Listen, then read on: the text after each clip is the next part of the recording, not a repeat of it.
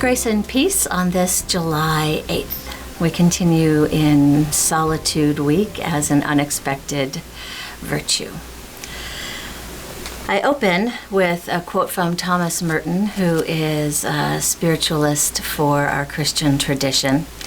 And as Thomas Merton is writing, he will use the pronoun men to mean all of humanity. That's not a pronoun that I would choose, but I use it because it is authentic to the author.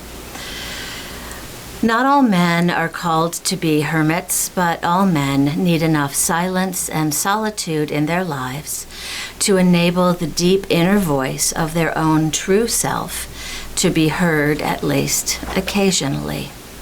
When that inner voice is not heard, when man cannot attend to the spiritual peace that comes from being perfectly at one with his true self, his life is always miserable and exhausting.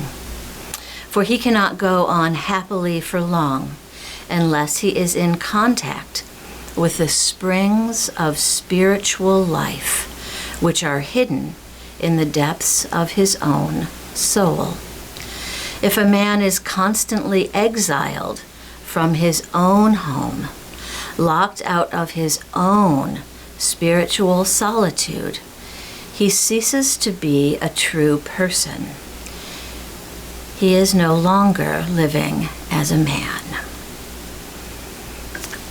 So I use that quote today because I know while I have had times of spiritual solitude, I've talked with so many parents who are craving just some times of solitude. And for me, it's a lot like this, okay? If this is our spiritual well, then life, as we know, drains spiritual solitude. No, it drains our spirit. And I'm going to have to put the lid on this. So it drains our spirit just in the daily tasks we do. Life needs our spiritual attention. Life needs our spiritual energy. Life needs and takes a lot out of us. And so as we go about our day-to-day tasks, our spirit is being drained. Sometimes this quickly, sometimes maybe a little bit more slowly. Sometimes people are trying to help us catch it. But it's like this every day. And if we don't have those times of spiritual solitude, then we're going about life just day to day, doing my normal stuff, day to day, living, going, running, washing the dishes, being who I am. You know, there's no problem. This is what I'm supposed to be doing, right? No wonder Thomas Merton said, if we're locked and exiled from our spiritual self, those springs, we will find ourselves feeling miserable, and it is exhausting.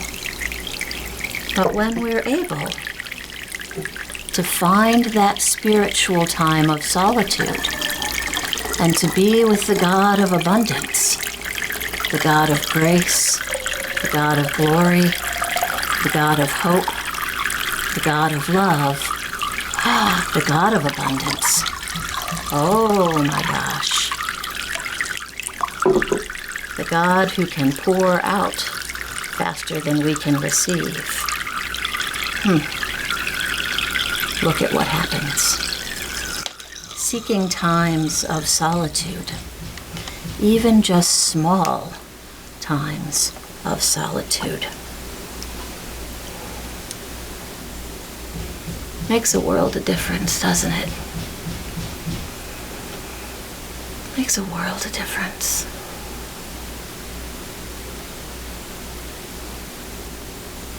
When we are full,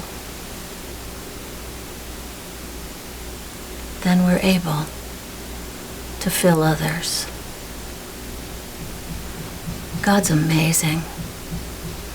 I also think God's a physicist, but that's for another day. May you understand the importance of solitude and connecting with your Creator and being filled from the spiritual well that God can fill. Amen.